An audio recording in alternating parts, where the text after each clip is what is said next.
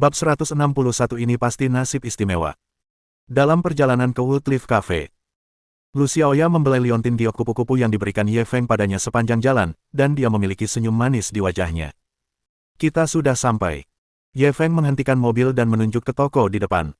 Tanda seru tanda seru. Kafe bernama Woodleaf tampak sangat tua dari luar. Melihat papan nama dan dekorasinya, tampak sangat mirip dengan gaya film Hong Kong tahun 1970-an dan 1980-an.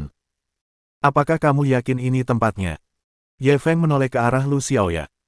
Ia tidak mengerti mengapa Lu Xiaoya datang jauh-jauh ke tempat makan yang rusak ini. Ya, makanan penutup di sini enak sekali.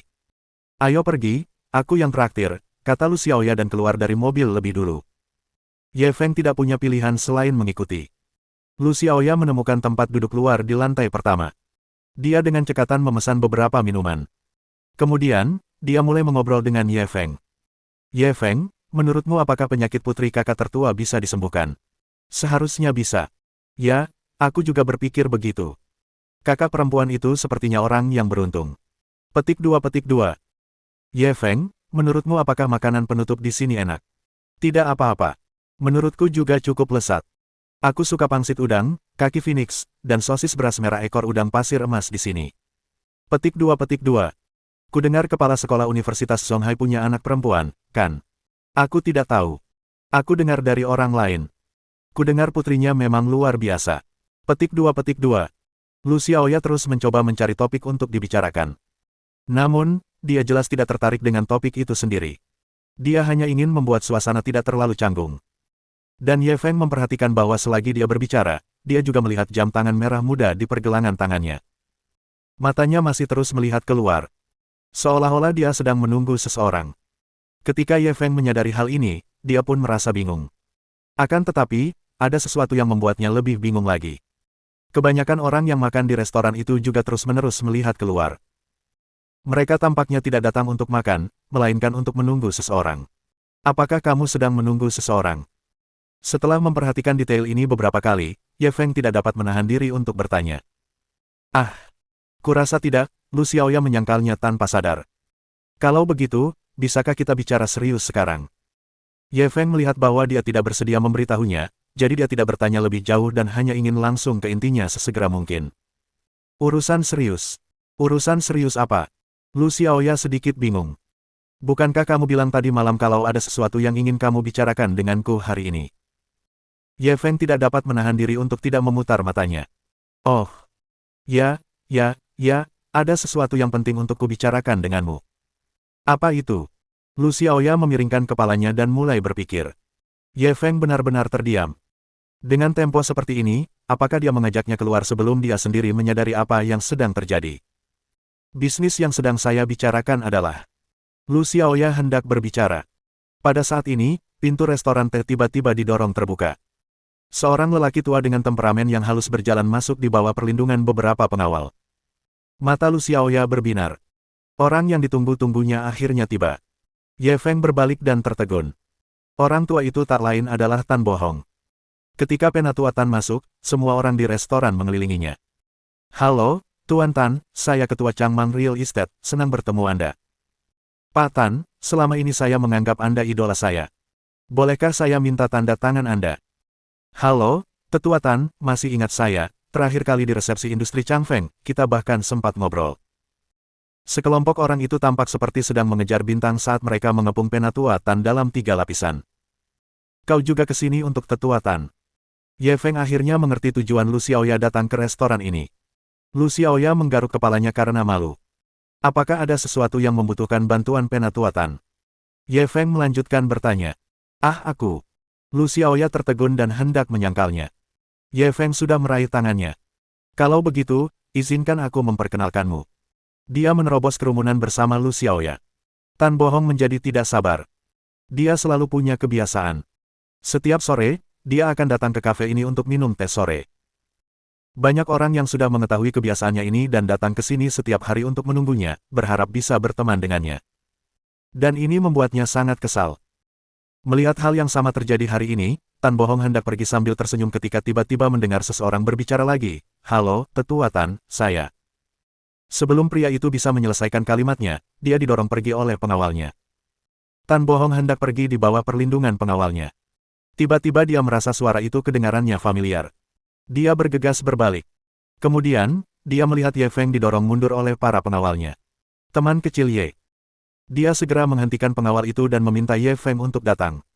Kemudian, dia melihat Lu Xiaoya yang ada di sampingnya. Tan Bohong langsung tampak terkejut. Ye Feng tidak memperhatikan ekspresinya. Penatua Tan, aku. Dia hendak memperkenalkan Lu Xiaoya kepada tetua Tan. Saat itu, dia mendengar Lu Xiaoya memanggil, kakek. Agung. Ye Feng menatapnya dengan kaget. Dia baru saja menelepon Tan Bohong. Kakek. Apa yang sedang terjadi? Tan Bohong mencubit hidung Lu Xiaoya dengan penuh kasih sayang. Gadis kecil, kenapa kau di sini? Lu Xiaoya memegang lengannya dan menyenggolnya dengan penuh kasih sayang. Aku merindukanmu dan ingin datang menemuimu. Bolehkah? Tan Bohong tertawa terbahak-bahak. Kau pikir kau bisa menyembunyikan kelicikanmu dariku? Kau tidak akan muncul di hadapanku jika kau tidak punya apa-apa untuk diminta. Lu Xiaoya mulai bertingkah genit. Kakek, kok bisa kakek bilang begitu tentangku? Aku selalu memikirkan kakek. Tan Bohong memasang wajah datar. Baiklah, katakan padaku. Ada apa? Lu Xiaoya langsung serius. Kakek, izinkan aku memperkenalkanmu pada seseorang. Namanya Ye Feng, dan dia teman baikku. Dia sedang dalam masalah 2 hari ini. Bisakah kakek membantunya? Tan Bohong mendengar ini dan berbalik menatap Ye Feng. Ye Feng juga menatapnya dengan ekspresi aneh. Pada saat ini, sebuah lagu lama mulai diputar di ruang makan. Pasti takdir istimewa yang menjadikan kita sebuah keluarga. Bab 162 selain sedikit tampan, dia hanya orang biasa saja. Teman kecil Ye, kamu benar-benar kenal Xiaoya. Ye Feng, kamu benar-benar kenal kakekku. Xiaoya, kamu sebenarnya cucu tetua Tan. Ye Feng, Lu Xiaoya, dan Tan Bohong saling berpandangan dan tidak bisa menahan tawa. Tanda seru. Aku tadinya mau kenalin kamu sama kakekku. Kayaknya nggak perlu deh. Saat Lu Xiaoya berbicara, dia menatap Ye Feng dengan rasa ingin tahu. Orang ini sungguh tidak sederhana. Dia benar-benar mengenal kakeknya. Dia tahu betul bahwa orang seperti kakeknya bukanlah seseorang yang bisa dikenal oleh orang biasa.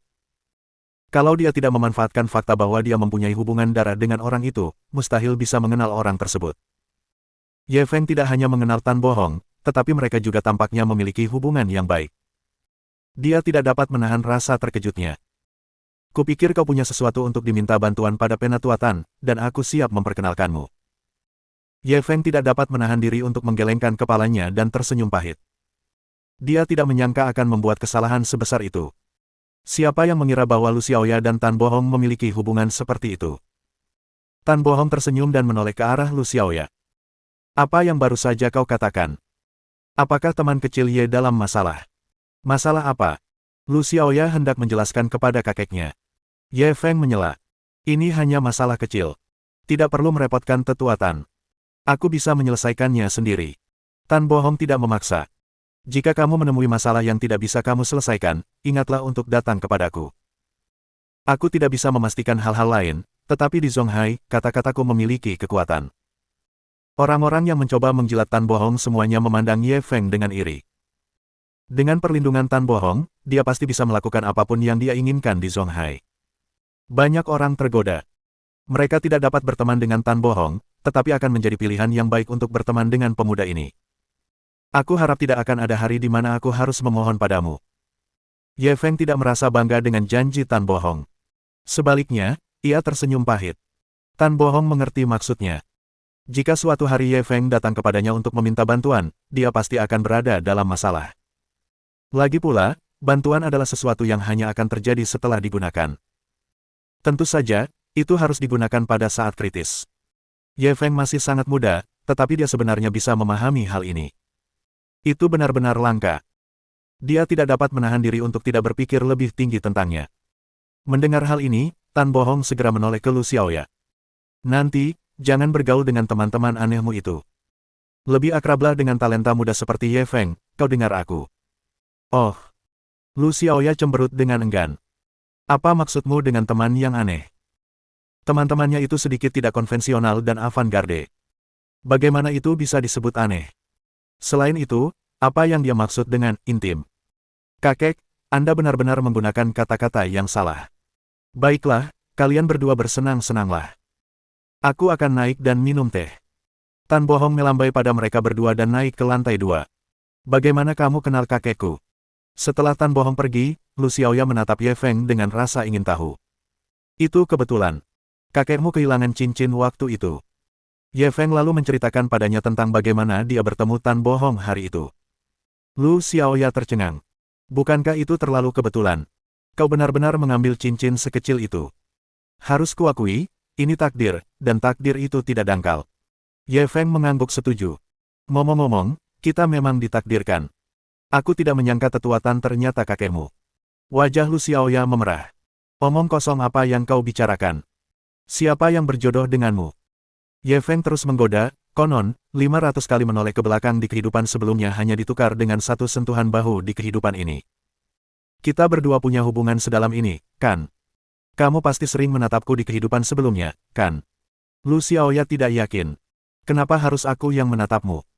Kenapa tidak kau katakan saja kalau kaulah yang menatapku?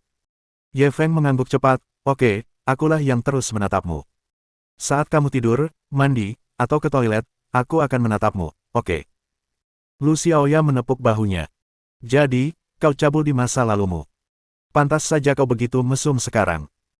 Ye Feng segera berteriak, sejujurnya, kapan aku pernah bersikap cabul? Lu Xiaoya mendengus. Masih bilang gak mesum. Kamu dari tadi ngeliatin pahaku dari tadi. Jangan kira aku nggak tahu. Batuk, batuk. Ye Feng hampir mati tersedak air liurnya. Aku. Itu namanya apresiasi.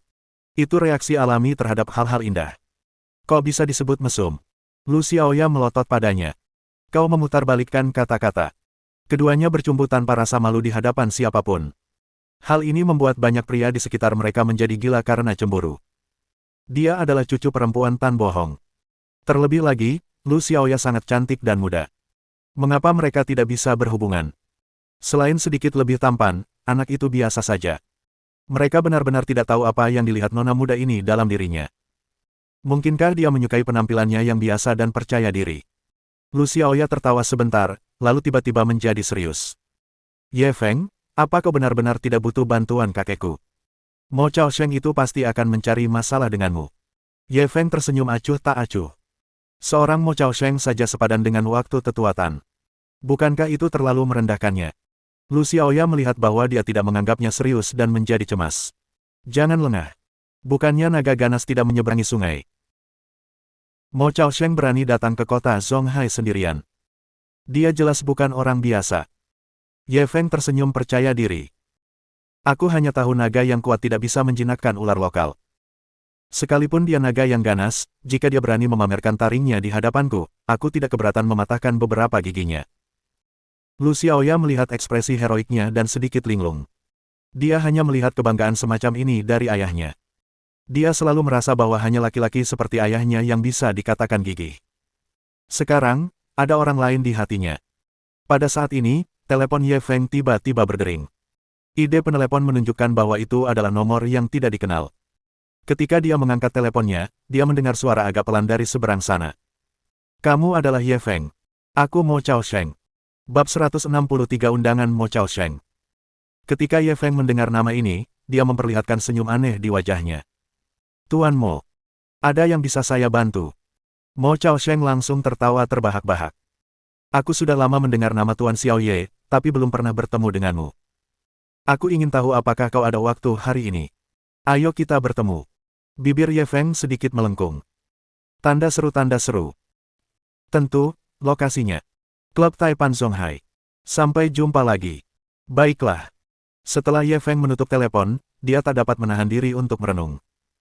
Ketika yang muda tak mampu, datang yang tua. Ini menarik.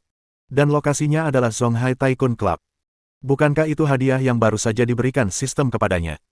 Dia juga bisa pergi dan menangani prosedur serah terima.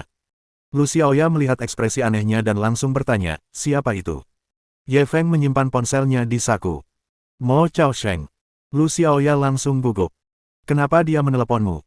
Ye Feng meraih makanan penutup di atas meja dan memasukkannya ke dalam mulut. Dia memintaku untuk bertemu dengannya. Lu Xiaoya berdiri dengan tergesa-gesa. Kau tidak boleh pergi. Ye Feng merasa lucu. Kenapa tidak? Lu Xiaoya cemas. Ini jelas jebakan. Kau akan berada dalam bahaya jika pergi. Ye Feng tersenyum acuh tak acuh. Kalau itu rencana licik, itu akan lebih baik lagi. Liu Bang dan Xiang Yu, jelas Liu Bang yang tertawa terakhir. Lu Xiaoya memutar matanya. Aku tidak sedang membicarakan sejarah denganmu. Aku serius. Dia pasti sudah menyiapkan penyergapan di kegelapan, menunggumu masuk ke dalam perangkapnya. Ye Feng tertawa mendengar kata-katanya. Kamu terlalu banyak nonton film gangster, iya. Kalaupun Mo Chaosheng mau berurusan denganku, dia cuma akan melakukannya diam-diam. Beraninya dia membunuhku di tempat terbuka. Melihat betapa keras kepalanya, Lu Xiaoya tak kuasa menahan diri untuk tidak merasa tak berdaya. Kalau kau mau pergi, aku ikut saja. Kalau dia tahu aku cucutan bohong, dia pasti akan keberatan. Ye Feng agak ragu. Kenapa kamu tidak tinggal saja? Lu Xiaoya menatapnya tajam. Bukankah kau bilang tidak ada bahaya? Kalau tidak ada bahaya, kenapa aku tidak boleh pergi? Ye Feng sakit kepala. Meskipun tidak berbahaya, bau mesiu sangat menyengat. Tidak pantas bagimu untuk pergi. Aku tidak peduli. Kalau kamu tidak membawaku, aku tidak akan membiarkanmu pergi. Lu Xiaoya memegang erat tangannya sambil berbicara. Ye Feng tak berdaya. Ia hanya bisa mengangguk sambil tersenyum pahit. Baiklah, aku akan mengantarmu, iya. Lebih seperti itu. Bisakah kamu melepaskan tanganku sekarang? Petik 2. Lu Xiaoya tersipu dan melepaskan tangannya. Saat dia melepaskannya, dia merasakan jantungnya berdetak kencang. Ye Feng tidak memperhatikan ekspresinya. Dia pergi untuk melunasi tagihannya terlebih dahulu.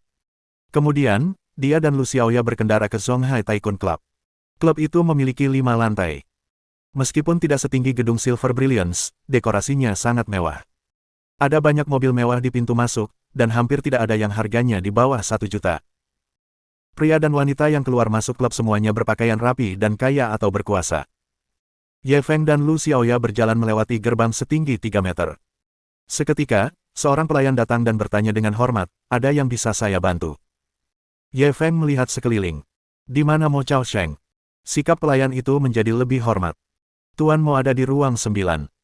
Saya akan mengantar kalian berdua ke sana. Setelah selesai berbicara, dia memimpin jalan. Ye Feng dan Lu Xiaoya mengikuti di belakang, berjalan melewati aula. Mereka semua terkejut dengan kemewahan tempat ini. Dekorasi di klub ini hanya dapat digambarkan sebagai sangat kaya. Bahkan lukisan-lukisan dekoratif yang tergantung di koridor adalah karya beberapa seniman yang sangat terkenal, dan harga pasarannya mudah mencapai ratusan ribu. Setidaknya ada selusin karya semacam itu yang tergantung di koridor. Dari satu titik, kita bisa melihat gambaran utuhnya. Bayangkan betapa tiraninya seluruh klub itu. Tidak mengherankan jika sistem memberinya perkiraan nilai sebesar 2,5 miliar. Bukan tanpa alasan. Pelayan mengantar mereka ke ruang 9 dan mengetuk pintu. Tuan Mo, tamu Anda sudah datang. Lalu, terdengar suara pelan dari dalam. Biarkan dia masuk. Ye Feng mengeluarkan setumpuk uang tunai dari sakunya dan memberikannya kepada pelayan. Pelayan itu segera mengucapkan terima kasih yang sebesar-besarnya, menerima uang itu dengan kedua tangannya, dan perlahan pergi sambil membungkukkan badan. Lu Xiaoya jelas sedikit gugup, dan tubuhnya sedikit gemetar. Ye Feng memegang tangannya. Baru pada saat itulah dia merasa sedikit rileks. Lalu, Ye Feng membawanya masuk. Kamar pribadi itu sangat besar, lebih dari 20 meter persegi. Dekorasi interiornya bergaya Jepang. Di ruangan besar itu, hanya ada meja kopi kecil di tengahnya. Seorang pria parubaya berlutut di depan meja teh, perlahan-lahan memainkan perangkat teh.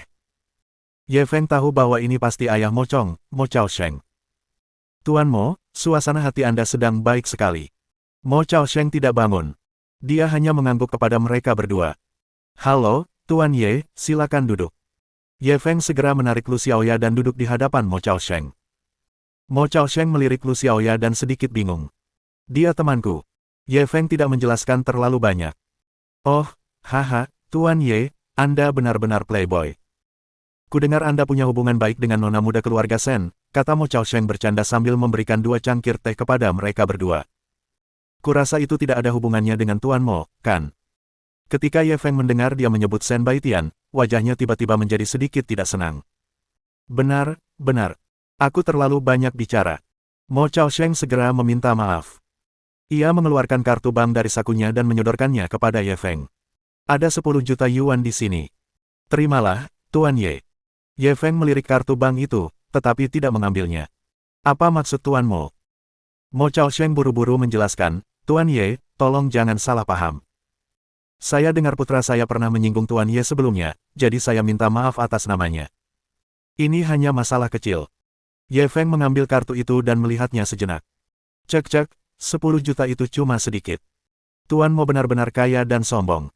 Mo Chaosheng tersenyum acuh tak acuh. Biasanya saya boros, jadi 10 juta tidak ada apa-apanya bagi saya. Saya membeli kapal pesiar 2 hari yang lalu dan menghabiskan lebih dari 200 juta. Ketika kapal pesiar saya kembali, saya pasti akan mengajak Tuan Ye berlayar selama 2 hari. Ye Feng melempar kartu banknya ke meja dan tersenyum. Aku tidak berani naik kapal pesiar Tuan Mo karena aku takut mati. Begitu dia mengatakan ini, atmosfer di ruangan itu langsung turun ke titik beku. Bab 164 Ayah dan anak ini sama-sama tikus.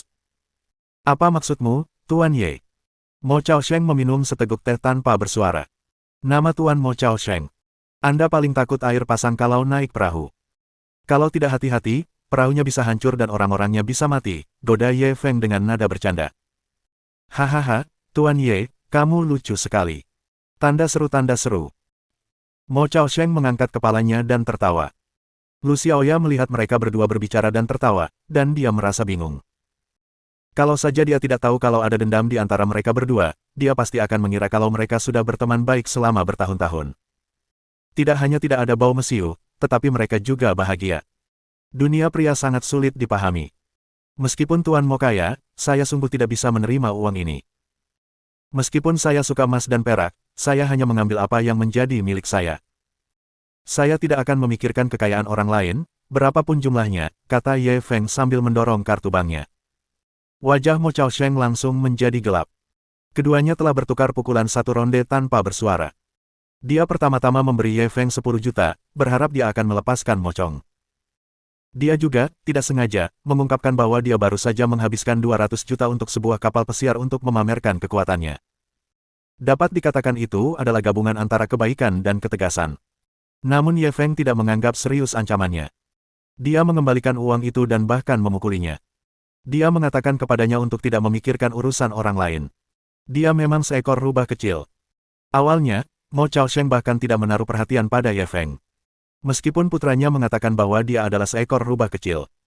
Namun, menurutnya, seorang pemuda yang baru berusia awal 20-an, betapapun liciknya dia, seberapa licikkah dia? Setelah menyelidiki sedikit, Mo Chaosheng segera merasakan bahwa pihak lain bukanlah orang biasa.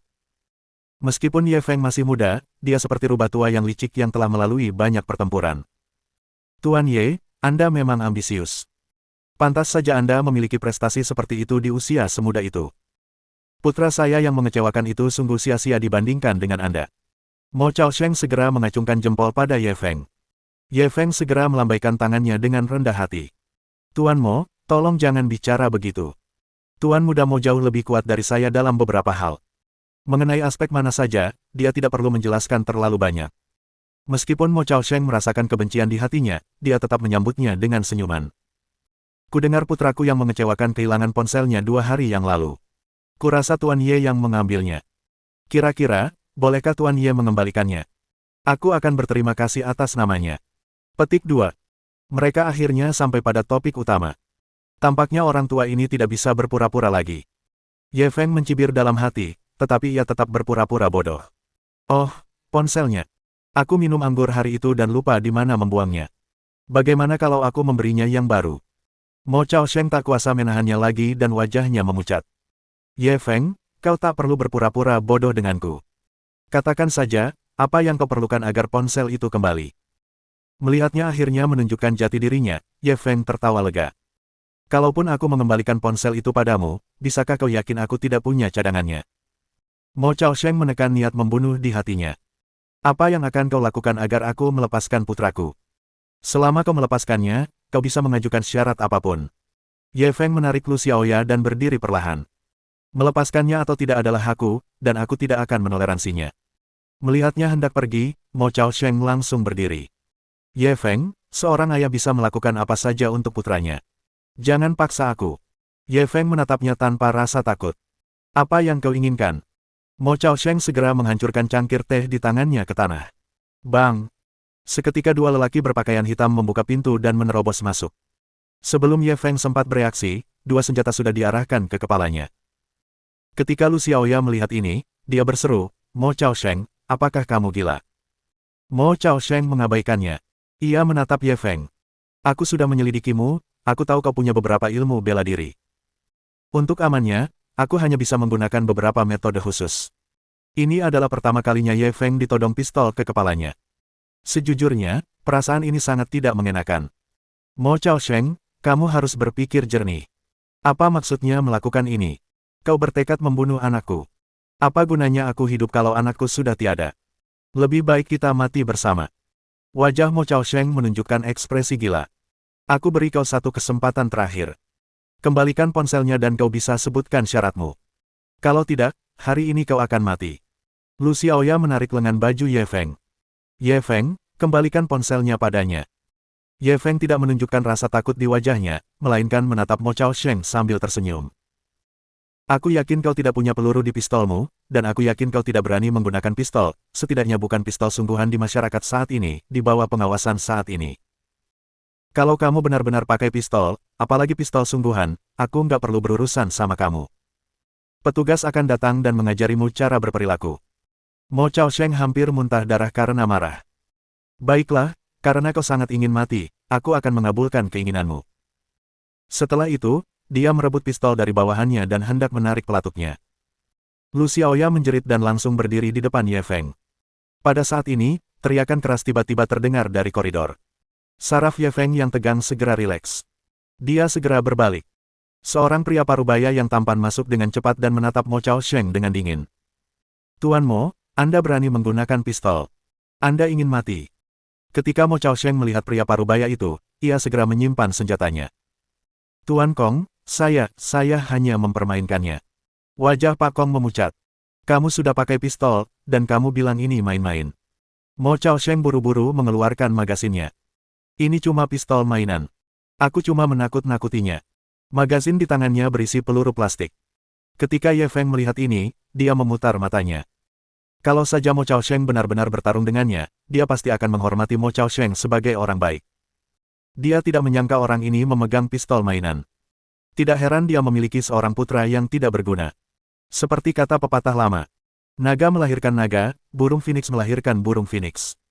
Anak tikus tahu cara menggali. Pasangan ayah dan anak ini sama-sama tikus. Bab 165 Kekayaan bersih saya tidak sengaja terungkap. Melihat Mo Chaosheng memegang pistol mainan, Tuan Kong menghela napas lega. "Mo Chaosheng, aku sarankan kamu jangan membuat masalah di Zonghai. Kalau tidak, tidak ada yang bisa melindungimu." "Ya." Mo Chaosheng mengangguk. "Tuan Kong benar. Saya akan mengingatnya." Dilihat dari sikapnya, dia nampaknya agak takut terhadap Tuan Kong ini. Tanda seru tanda seru. Pria parubaya itu mengabaikannya. Ia berbalik menatap Ye Feng. Saat dia menoleh ke Ye Feng, ekspresi arogannya saat menghadapi Mo Chaosheng langsung berubah penuh hormat. "Tuan Ye, Anda tidak takut, kan?" Mendengar kata-katanya, Mo Chaosheng langsung terkejut. Dia sangat menyadari kekuatan Tuan Kong.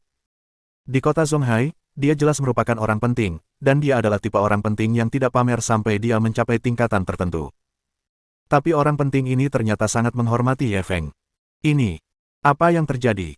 Bukan hanya dia, bahkan Ye Feng pun sedikit tercengang. "Kau kenal aku?" Pria parubaya itu buru-buru mengeluarkan kartu nama dan menyerahkannya dengan kedua tangan.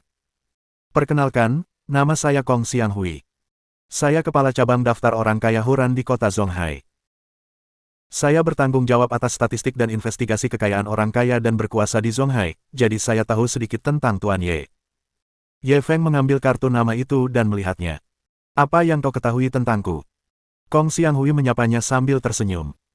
"Saya tahu kekayaan Tuan Ye saat ini cukup untuk masuk ke dalam 20 orang terkaya di kota Zonghai. Saya hanya ingin tahu apakah Anda bersedia mengungkapkan informasi ini." Ye Feng buru-buru menggelengkan kepalanya. "Jangan dipublikasikan. Hanya dengan tidak menonjolkan diri, kita bisa hidup lebih lama. Daftar orang kaya Huran menghormati keinginan pribadi Anda. Karena Tuan Ye tidak ingin mengungkapkannya, tentu saja kami akan merahasiakannya untuk Anda," jawab Kong Xianghui cepat. Pada saat yang sama, dia dipenuhi dengan emosi. Dia pernah mendengar tentang seorang pemuda di Zonghai yang mengendarai mobil mewah senilai puluhan juta dan tinggal di rumah mewah senilai ratusan juta.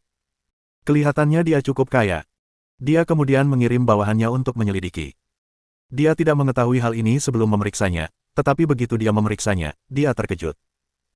Kekayaan yang dimiliki pemuda ini bisa dikatakan sangat menggemparkan. Menurut perhitungan kasar mereka, aset atas nama pemuda ini saat ini berada dalam keadaan kekayaan total.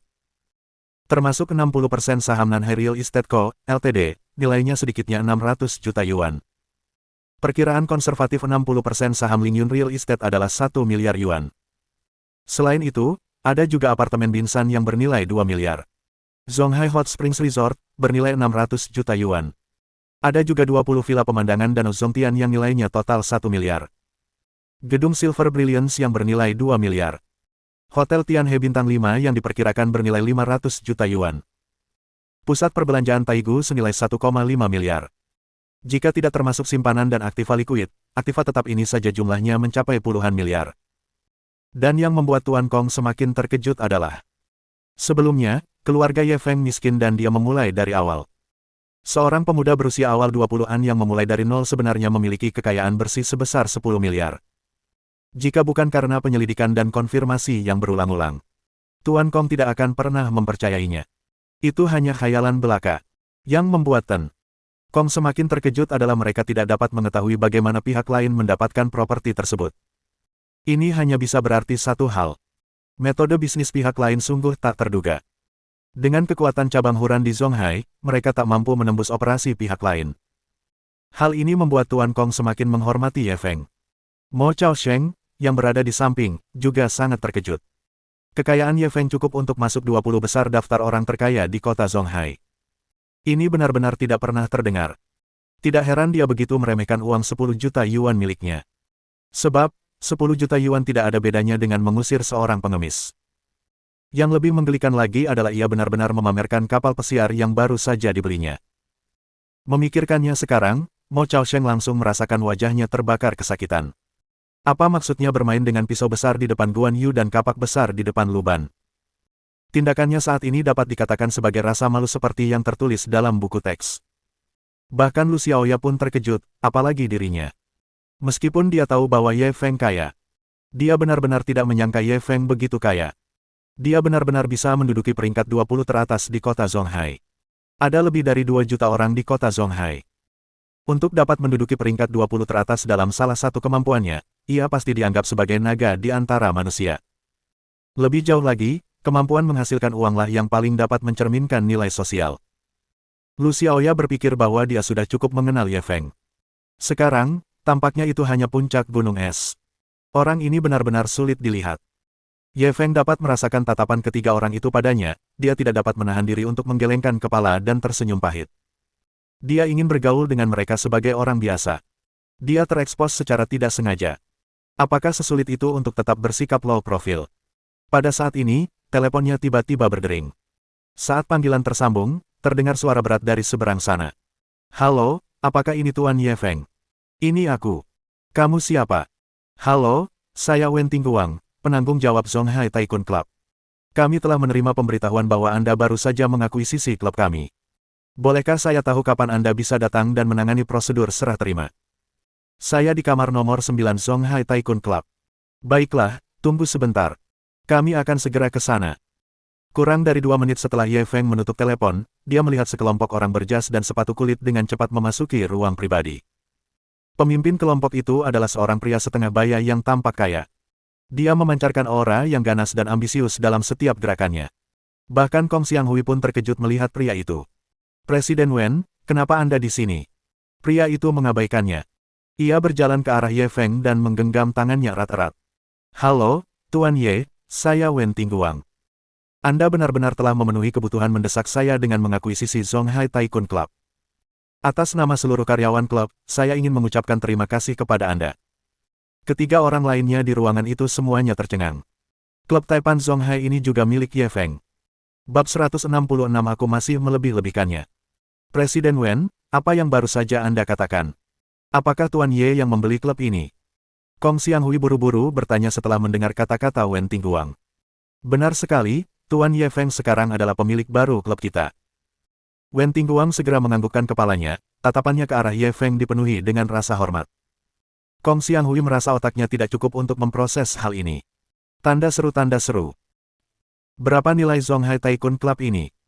Meskipun ia tidak membuat perkiraan spesifik, ia dapat menebak bahwa nilainya sedikitnya 2 miliar atau lebih. Jika properti ini dimasukkan, total aset atas nama Ye Feng sudah mencapai lebih dari 12 miliar. Ini cukup untuk menempatkannya pada peringkat 10 besar daftar orang terkaya Huran. Ketika Kong Xianghui memikirkan hal ini, hatinya tanpa sadar merasakan gelombang keterkejutan. Kota Zonghai bukanlah kota yang sangat kuat. Pada peringkat orang kaya dan berkuasa, setelah 50 teratas, perbedaan kekayaan antara setiap peringkat tidak dianggap besar. Kadang-kadang, bahkan ada situasi di mana hanya ada perbedaan beberapa juta atau bahkan puluhan juta antara beberapa peringkat yang serupa. Akan tetapi, setelah mereka berhasil masuk dalam peringkat 20 teratas daftar orang terkaya Huran, kesenjangan antara masing-masing peringkat semakin melebar. Dan sekarang, kekayaan bersih Ye Feng telah meningkat lebih dari 2 miliar. Ini pastinya cukup untuk melewati langkah besar dan menyelesaikan lompatan kualitatif.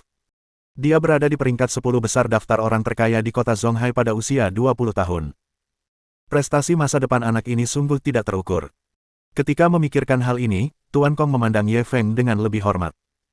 Di sisi lain, meskipun Ye Feng juga menyadari perubahan halus pada Tuan Kong, dia tidak mengatakan apapun. Setelah mengobrol sebentar dengan Wen Tingguang, Ye Feng dan Wen Tingguang memulai pemindahan kepemilikan Zonghai Tycoon Club. Seluruh proses serah terima berjalan lancar.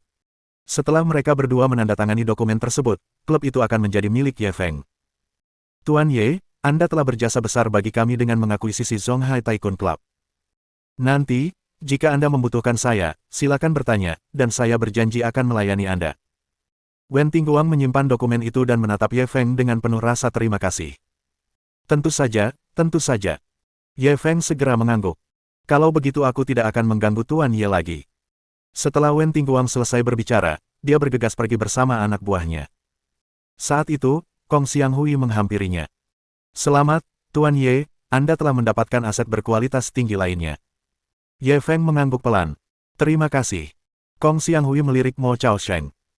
Tuan Ye, jika ada yang membuat Anda tidak senang di kemudian hari, selama saya bisa membantu Anda, silakan bertanya. Saya pasti akan melakukan yang terbaik.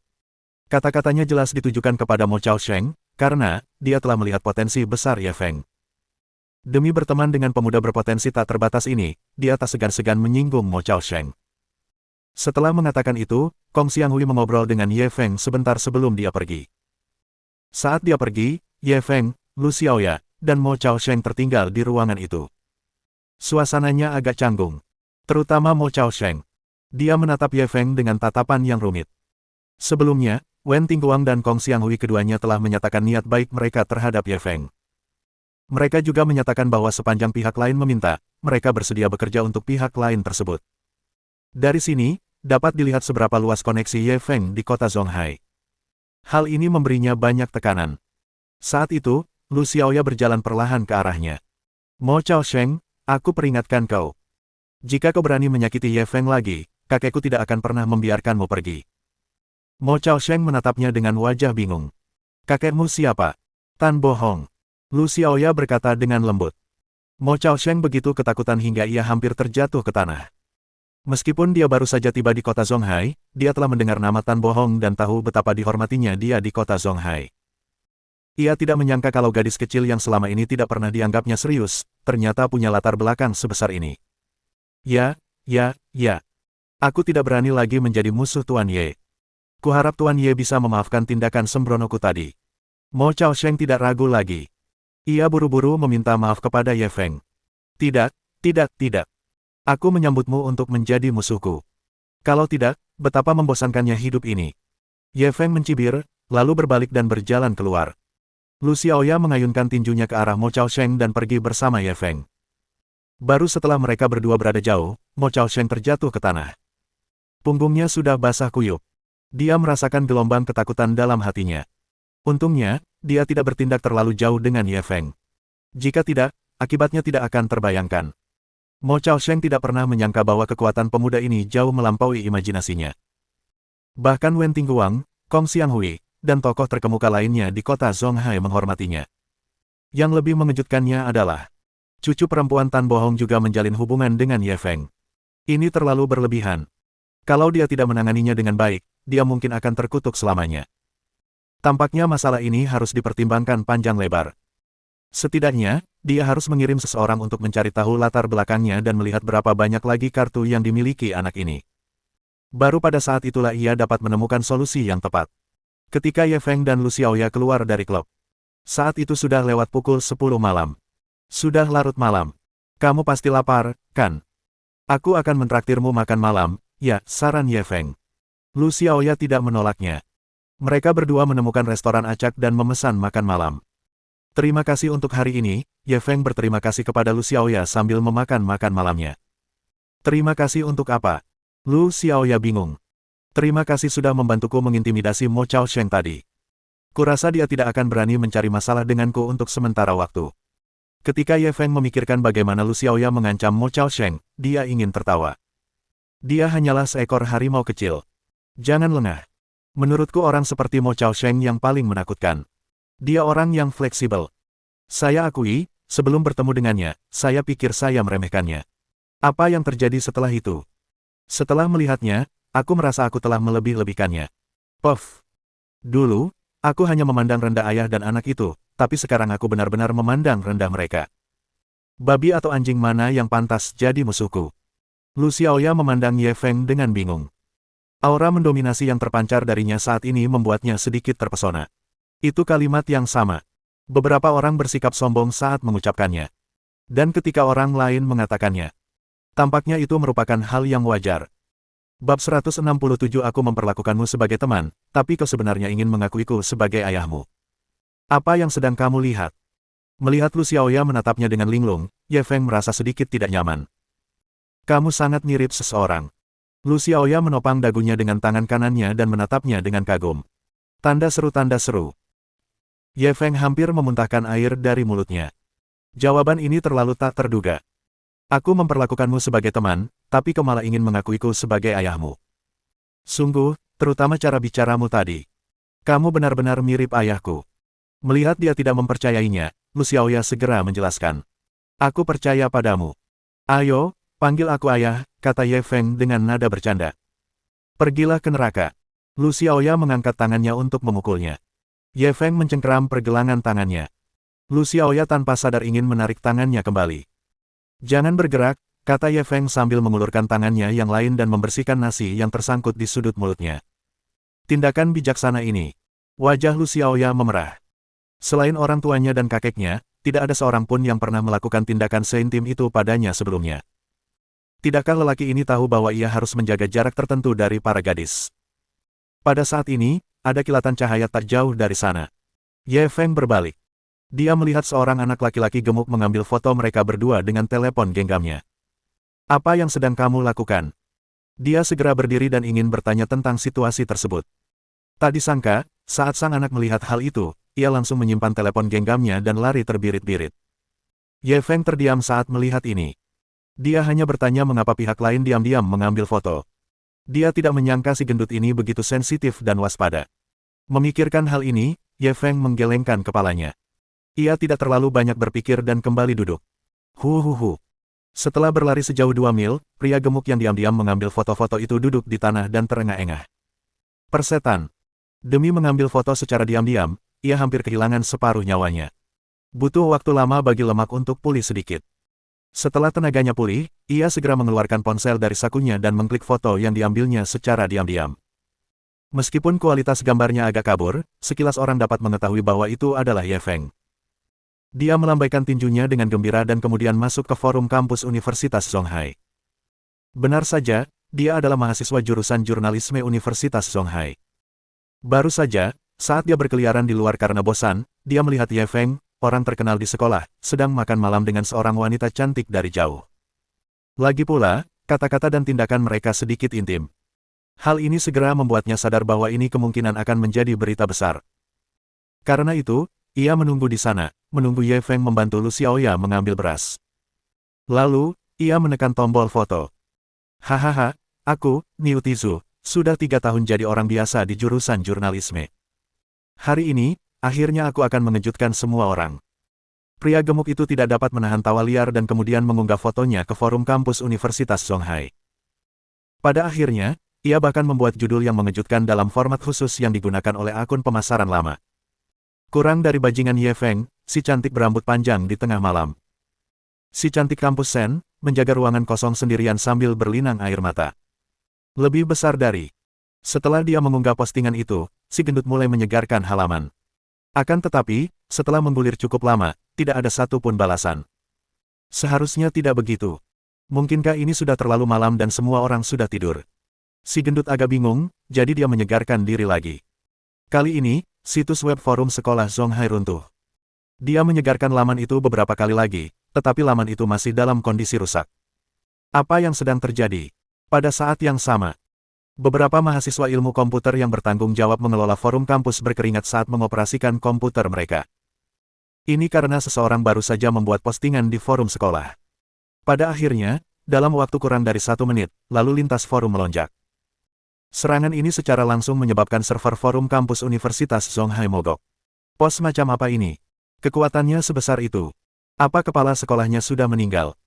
Seorang anak lelaki yang baru saja ditarik keluar dari tempat tidur menguap dan mengeluh. Tidak banyak orang yang peduli dengan kematian kepala sekolah, seorang anak laki-laki berkacamata di sebelahnya menimpali. Apalagi, mungkinkah ini hubungan guru-murid lagi? Apa? Ini berita tentang Ye Feng. Ye Feng. Kabar apa yang dia punya? Apa dia beli mobil sport baru? Dia tidak membeli mobil sport baru, dia hanya mendapat pacar baru. Anak laki-laki itu meludahkan Coca-Cola ke layar dan buru-buru menyekanya. Apa? Pacar baru? Bukankah pacarnya adalah mahasiswi Universitas Songhai, Sen Baitian? Sen Baitian, dia mungkin mantan pacarnya, kan? Aku pergi. Sen Baitian adalah dewiku. Bagaimana mungkin dia dicampakkan? Dewimu hanyalah mainan di matanya. Kalau dia bosan, dia bisa saja membuangnya. Aku tidak akan membiarkanmu berbicara tentang dewiku seperti itu. Aku tidak bilang begitu. Kamu bisa lihat sendiri. Pada saat ini, sistem forum kampus Universitas Songhai telah dipulihkan. Anak laki-laki itu buru-buru mengkliknya, dan postingan tentang Ye Feng ada di paling atas. Judulnya agak mengejutkan. Saat dia mengklik postingan itu dan melihat foto-foto mesra Ye Feng dan Lu Xiaoya, dia makin tercengang. Si gendut mengambil foto itu pada waktu yang tepat. Foto ini terlihat agak terlalu intim. Mereka sama sekali tidak tampak seperti teman biasa. Seluruh Universitas Songhai gempar. Banyak orang yang tadinya tertidur, dibangunkan oleh teman sekamarnya dan mulai menonton berita besar ini. Sudah ada ribuan komentar di bawah postingan tersebut di forum kampus Universitas Songhai. Dan setiap beberapa detik, akan ada ratusan pesan baru. Dapat dilihat betapa sensasionalnya berita ini. Dan sebagian besar komentarnya ditujukan kepada Ye Feng. Lagi pula, Sen Baitian adalah primadona kampus Universitas Songhai dan memiliki banyak penggemar setia. Ketika mereka pertama kali mengetahui hubungannya dengan Ye Feng, banyak anak laki-laki yang bertingkah seolah-olah mereka sudah tidak lagi mencintainya, minum-minum, berkelahi, dan menderita sepanjang malam. Bahkan ada beberapa anak laki-laki yang menyembunyikan sosok kecil Ye Feng di bawah bantal mereka, dan tubuh sosok kecil itu penuh dengan jarum. Orang bisa melihat betapa mereka membenci Ye Feng. Itu baik-baik saja. Bagaimanapun, merupakan suatu anugerah bagi seorang dewi untuk menemukan cinta. Namun ketika mereka mengetahui bahwa Ye Feng berselingkuh dan mengkhianati dewi mereka, orang bisa membayangkan betapa marahnya mereka. Bajingan, apa kau masih punya hati nurani? Kau punya pacar yang cantik, tapi kau masih saja selingkuh. Gadis ini tampaknya sangat cantik. Bajingan bodoh di atas, apa kau bisa selingkuh hanya karena kau cantik? Ini masalah moral, orang seperti ini memang sampah. Komentator di atas juga idiot, apa yang bisa dibuktikan oleh foto, saya percaya pada karakter Ye Feng, dia pasti tidak akan melakukan hal seperti itu.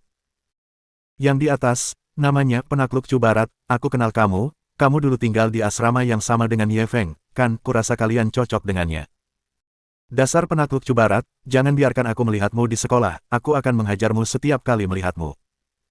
Pergi ke neraka, Penakluk Chu Barat, kau bahkan bisa mencuci sampah seperti ini, apa hati nuranimu tidak sakit? Bab 168 panggil aku ayah. Di sisi lain, Ye Feng tidak tahu bahwa forum kampus Universitas Songhai telah terbalik. Setelah mengirim Lu Xiaoya pulang dan berkendara menuju villa pemandangan Danau Zongtian, dia menerima telepon dari Fatih Chu. Kak Feng, ini tidak baik. Ini tidak baik. Ada apa? Kamu nggak menghamili perempuan, kan? Apa?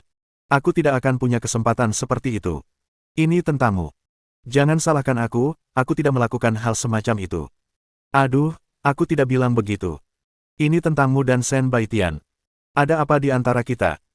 Apa kamu baru saja pergi makan di luar dengan seorang gadis? Bagaimana kamu tahu? Dan bagaimana aku tahu? Sekarang, seluruh sekolah tahu tentang itu. Foto-fotomu masih ada di forum sekolah. Ye Feng sedikit terdiam. Kenapa orang-orang ini begitu bosan? Mereka bahkan peduli dengan makanan orang lain. Mereka bilang kamu selingkuh dan kamu bajingan yang mengkhianati Shen Baitian. Aku baru saja mengucapkan satu kalimat untukmu, lalu aku diserang internet.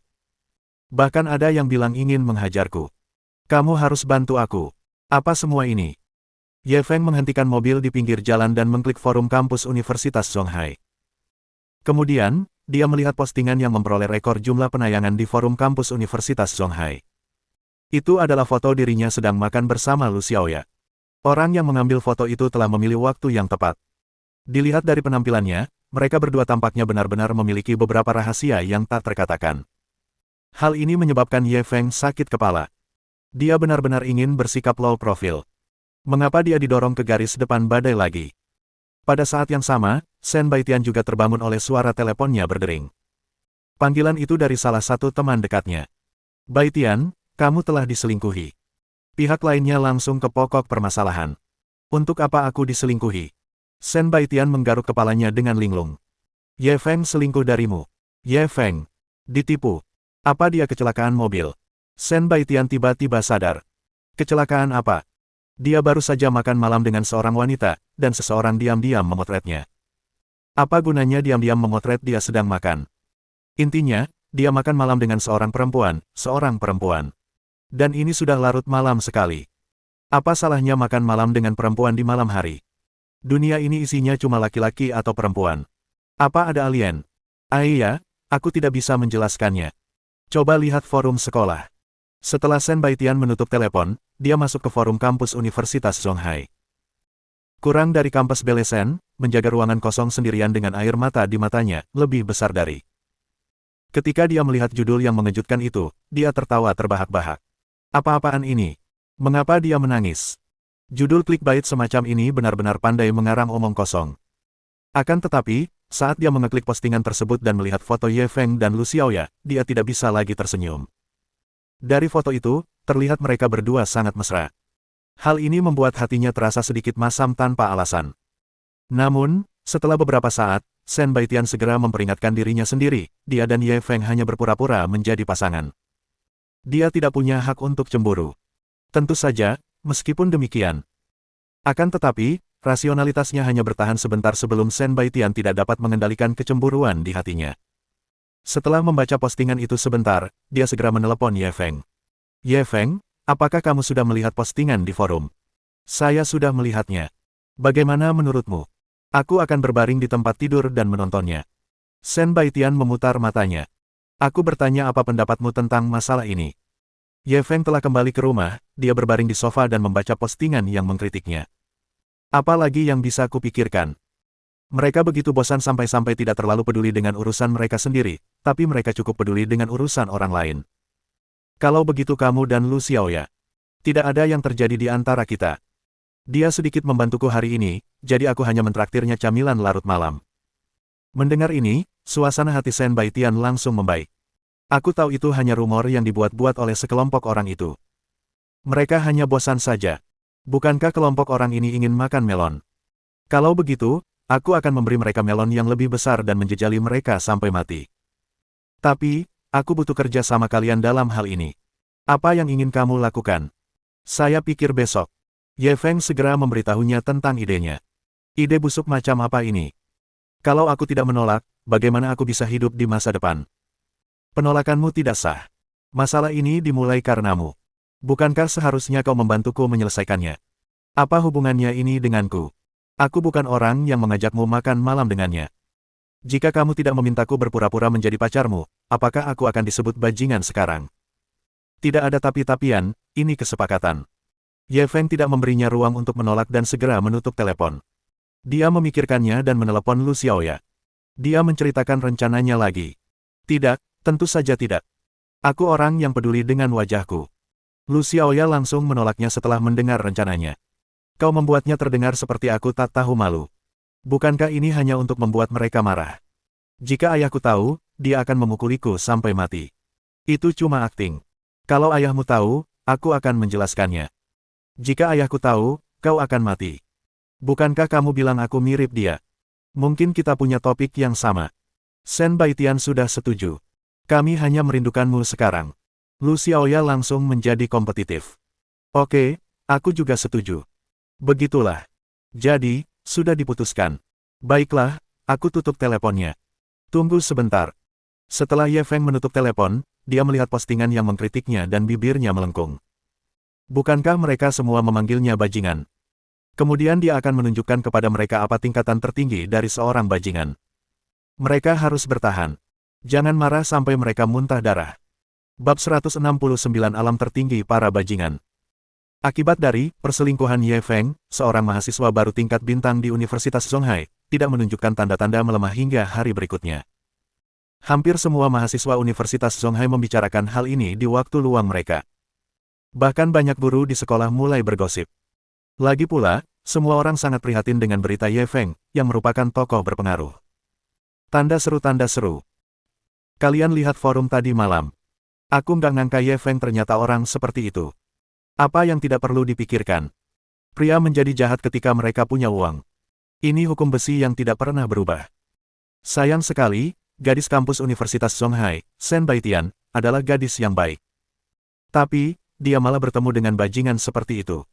Ya, aku merasa kasihan pada Shen Baitian sebentar. Dia pasti sangat sedih sekarang, kan? Bagaimana mungkin dia tidak sedih? Tidak ada wanita yang akan merasa senang jika pacarnya selingkuh. Di kampus Universitas Zonghai, semua orang membicarakannya. Sebuah mobil Mercedes-Benz MPV hitam melaju perlahan memasuki kampus. Jika di waktu lain, semua orang pasti penasaran untuk melihat mobil mewah seperti itu. Namun hari ini, perhatian semua orang tertuju pada berita itu. Tidak seorang pun memperhatikan mobil itu. Baru ketika Ye Feng turun dari MPV, semua orang mengalihkan perhatian padanya.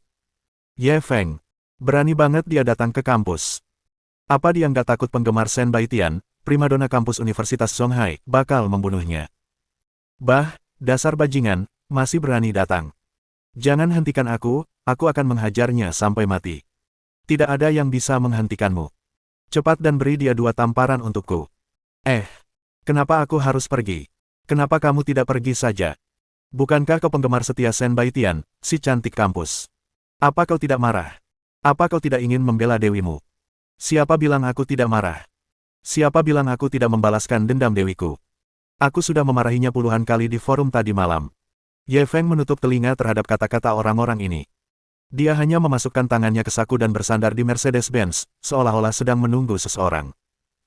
Dia sudah sangat tampan, dan dia mengenakan setelan jas putih yang disetrika rapi hari ini, yang membuatnya tampak semakin tampan. Melihat hal itu, banyak gadis yang tanpa sadar menjadi tergila-gila. Sebenarnya, dia cukup tampan. Bagaimana menurut kalian? Apa gunanya ganteng? Dia tetap saja bajingan. Bajingan bau. Karena cuma orang tampan yang bisa jadi bajingan. Orang jelek cuma bisa jadi ban serep. Apa yang kamu katakan sangat masuk akal sehingga aku tidak punya apapun untuk dikatakan. Sebenarnya, pria tampan dan kaya seperti Ye Feng, meskipun dia sedikit bajingan, itu tidak bisa diterima, kan? Seperti yang diduga, 3 pandangan seseorang mengikuti fitur wajahnya. Meskipun aku juga berpikir wanita tidak menyukai pria jahat. Bagaimana kau bisa melakukan ini? Pernahkah kau memikirkan perasaan Shen Baitian? Benar. Seberapa tidak nyamannya Shen Baitian saat ini? Hatiku sakit untuk Shen Baitian. Saat semua orang menatap Ye Feng. Tiba-tiba, mereka melihat Shen Baitian berjalan mendekat dari kejauhan. Shen Baitian ada di sini. Ini bakal jadi acara yang bagus. Menurut kalian, bagaimana dia akan memarahi si brengsek ini? Memarahinya saja sudah hukuman ringan. Kurasa Shen Baitian akan memukulnya. Kurasa tidak. Melihat kepribadian Shen Baitian, dia pasti tidak akan memarahi atau memukulnya. Dia hanya akan menangis dalam diam. Dia mungkin akan menangis sejadi-jadinya diam-diam, kan? Lagi pula, ini cinta pertamanya, dan dialah pusat perhatiannya. Tepat ketika semua orang menebak betapa patah hatinya Shen Baitian. Si cantik kampus Shen menghampiri Ye Feng dengan cepat dan tersenyum manis. Sayangku, kenapa kamu di sini? Ye Feng, di sisi lain, menjentikkan hidungnya dengan penuh kasih sayang. Tentu saja, aku merindukanmu. Aku akan mengajakmu makan enak. Semua orang ternganga. Mereka masih menebak-nebak betapa patah hatinya Shen Baitian, betapa dia akan menangis, betapa dia akan mengumpat dan bahkan menamparkan bajingan ini 2 kali. Tetapi mereka tidak menebak akhir dan awalnya dengan tepat. Shen Baitian bersikap seolah-olah tidak terjadi apa-apa dan masih menunjukkan rasa sayangnya kepada Ye Feng. Pertunjukan kasih sayang ini begitu tiba-tiba hingga hampir membuat mereka mati tercekik. Beberapa penggemar setia Shen Baitian tidak tahan lagi dan angkat bicara satu demi satu. Bele Shen dari kampus, bajingan ini mengkhianatimu, dan kau akan memaafkannya begitu saja. Kamu tidak bisa memaafkannya. Perselingkuhannya hanya 0 dan tak terhitung jumlahnya. Kamu tidak bisa memaafkannya. Ya, kami mendukungmu. Kamu tidak bisa memaafkannya. Dukung gadis kampus. Kalahkan si bajingan. Mendengar teriakan marah dari kerumunan, Shen Baitian dengan lembut memegang lengan Ye Feng. Ini urusan pribadi antara aku dan pacarku. Siapa kamu yang berani ikut campur? Penggemar setia anjing Shen Baitian ini hampir memuntahkan 3 liter darah. Mereka semua masih bersorak untuknya. Pada akhirnya, dia bukan saja tidak menghargainya, tetapi dia juga berpikiran sama tentang suami istri dan mengarahkan senjatanya kepada orang luar. Di mana logikanya? Tepat ketika semua orang begitu tertekan hingga mereka ingin muntah darah. Pintu mobil MPV Mercedes-Benz didorong terbuka dari dalam. Seorang gadis yang penampilannya tidak kalah dengan Shen Baitian keluar dari mobil. Kalian berdua masih pergi. Ketika mereka melihat gadis itu, mata semua orang terbelalak tak percaya. Gadis ini tak lain adalah Lu Xiaoya, pemeran utama wanita dalam berita besar di Universitas Songhai tadi malam. Tanpa diduga, dia ada di mobil Ye Feng sepanjang waktu. Ye Feng ini terlalu sombong, ya. Beraninya dia membawa wanita ini untuk bertemu Shen Baitian. Tapi sejujurnya, gadis ini memang cantik. Dia dan Shen Baitian punya kelebihan masing-masing. Memangnya kenapa kalau dia cantik? Bukankah dia pihak ketiga? Aku paling benci wanita simpanan. Ada acara bagus yang bisa ditonton sekarang. Kurasa mereka pasti akan bertarung. Itu sudah pasti. Kampus Bele Shen setidaknya akan memberinya 2 tamparan keras. Tepat saat semua orang diam-diam menantikan pertarungan kedua gadis itu, adegan berikutnya hampir menghancurkan ketiga pandangan mereka. Lu Xiaoya perlahan berjalan ke sisi Ye Feng dan memegang lengannya yang lain dengan erat. Sayang, kapan kita makan? Aku lapar sekali. Bab 170 orang aneh terbesar di Universitas Songhai. Ketika mereka melihat 2 wanita cantik kelas atas memegang lengan Ye Feng, semua siswa tercengang. Apa-apaan ini? Apakah dia akan memainkan permainan 2 wanita melayani 1 pria di depan umum? Shen Baitian adalah gadis tercantik di Universitas Songhai. Dan gadis lainnya, baik dari segi penampilan maupun temperamen, tidak kalah dengan Shen Baitian. Bagaimana mungkin kedua wanita cantik ini berkubang dalam kehinaan diri? Namun, apa yang terjadi selanjutnya membuat mereka tercengang.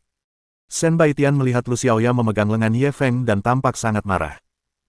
Seolah bersaing dengannya, dia segera berdiri berjinjit dan mencium pipi kanan Ye Feng. Kemudian, dia menatap Lu Xiaoya dengan pandangan provokatif. Lu Xiaoya juga berdiri berjinjit dan mencium pipi kiri Ye Feng. Setelah melihat adegan ini, banyak penggemar setia Shen Baitian mulai memukuli dada mereka kesakitan. Dia adalah dewi mereka. Dia adalah eksistensi yang hanya bisa mereka saksikan dari jauh selama sisa hidup mereka.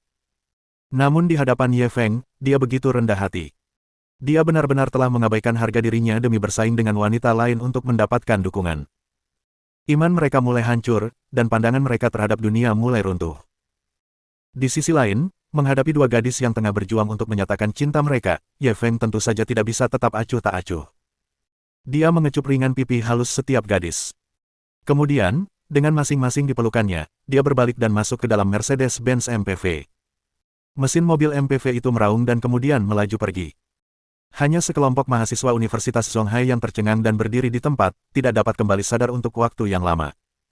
Tidak lama setelah mereka bertiga pergi, forum Universitas Songhai dibanjiri postingan tentang mereka bertiga. Hal itu hampir menyebabkan forum tersebut runtuh lagi. Shen Baitian, dewiku, bagaimana bisa kau begitu merendahkan diri, kau benar-benar rela berbagi pria dengan wanita lain.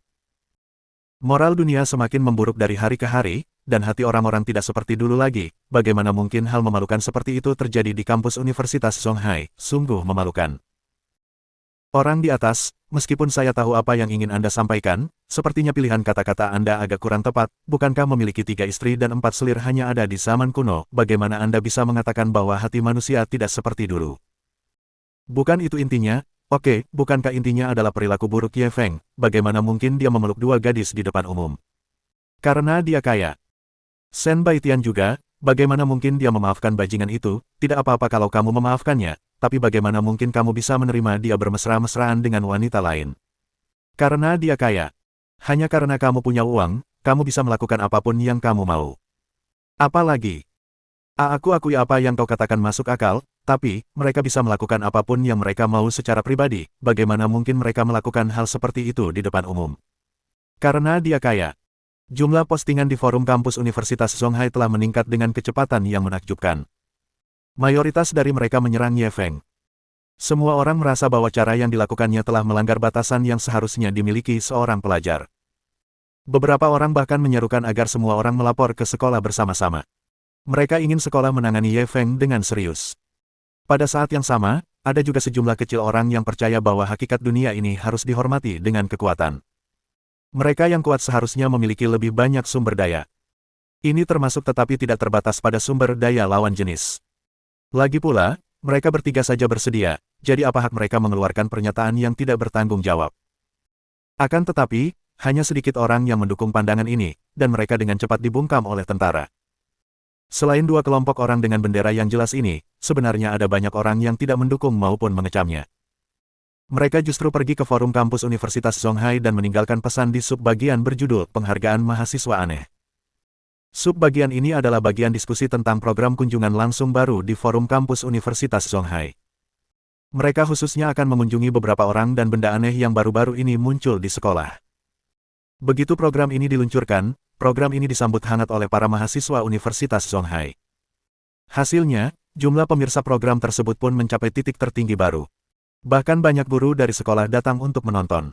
Seketika subbagian ini terisi dengan postingan Ye Feng. Puluhan ribu orang telah menulis surat darah, memohon kepada Jiangling Group untuk membuat acara tentang Ye Feng. Ratingnya pasti akan memecahkan rekor. Benar sekali, kalau mereka tidak dianggap orang dan benda aneh, lalu apa, Jiangling Group, beri kami kekuatan. Saya hanya ingin tahu apa yang telah Ye Feng lakukan sehingga 2 wanita cantik seperti dia bisa rukun dan menjadi pasangan yang serasi. Dia sungguh teladan bagi generasi kita. Jika grup Jiangling mengunjungi rumah Ye Feng, saya akan memberi mereka tips 1000 yuan. Aku nggak mau beli air Jordan lagi, aku mau tambah 3000. Tahun ini saya makan mie instan selama setahun penuh, saya akan menambah 10.000 yuan. Seiring berjalannya waktu, semakin banyak orang datang ke forum kampus untuk mengajukan petisi.